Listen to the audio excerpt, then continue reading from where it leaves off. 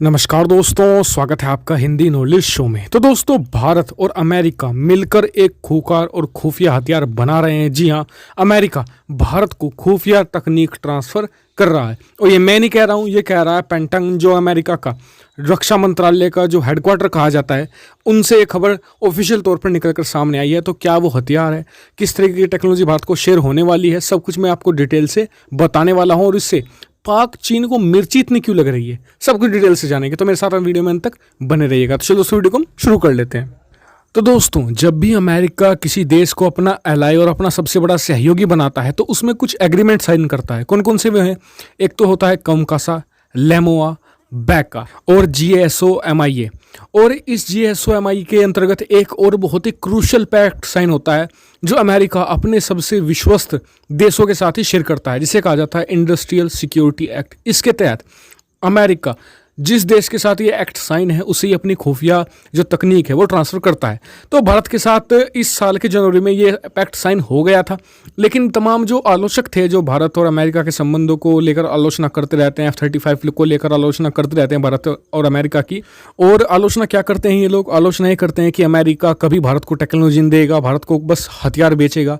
तो उन लोगों को अमेरिका की तरफ से एक जवाब आया है। अमेरिका की तरफ से जो पेंटागन है, जो वहाँ का रक्षा मंत्रालय का हेडक्वार्टर कहा जाता है, उसने एक बयान जारी किया है जिसमें कहा है कि वो भारत के साथ एक एक्साइटिंग मिलिट्री प्रोजेक्ट पर काम कर रहे हैं, जिसके तहत भारत की तरफ से भारत की वायुसेना और DRDO और जबकि अमेरिका की तरफ से US एयर फोर्स की रिसर्च लेबोरेटरी मिलकर इस प्रोजेक्ट पर काम कर रहे हैं। इसके तहत कुछ MOU भी साइन हो चुके हैं। इसके अलावा भारत की तरफ से एक स्टार्टअप भी इसमें शामिल होगा।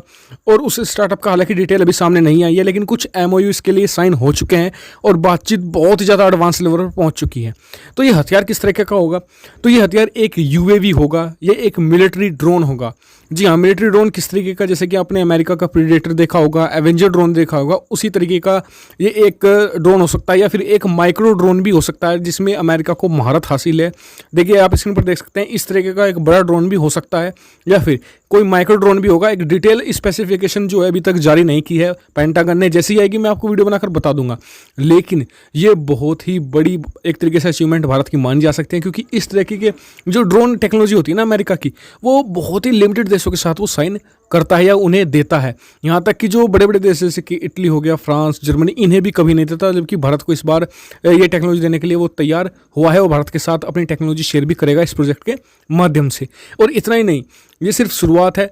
अमेरिका भारत को एशिया में नंबर 1 बनाना चाहता है ताकि चीन का जो पूरा प्रभुत्व है उसे खत्म किया जा सके और एक डेमोक्रेसी को एशिया में स्थापित किया जा सके, जो एक ट्रू डेमोक्रेसी है। इसलिए यह भी कहा जा रहा है कि आने वाले समय में और भी बड़े बड़े प्रोजेक्ट में भारत को शामिल करेगा अमेरिका, और जो भारत की डिपेंडेंसी है रशिया की तरफ उसे भी घटाएगा।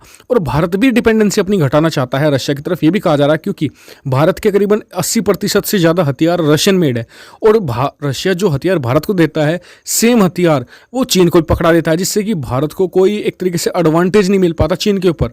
जैसे कि मैं उदाहरण देता हूं आपको, भारत को Su-30 फाइटर जेट दिया, चीन को भी दिया, जबकि चीन को तो Su-35 भी दिया, यानी उससे एडवांस फाइटर जेट भी, और वही ऑफर अब वो हमें भी कर रहे हैं। इसके अलावा आपको मैं मिग जो फाइटर जेट हमें दिए गए हैं वो भी दिए गए हैं। इसके अलावा S-400 एयर डिफेंस सिस्टम जो चीन को दिया है, सेम हमें भी दिया है।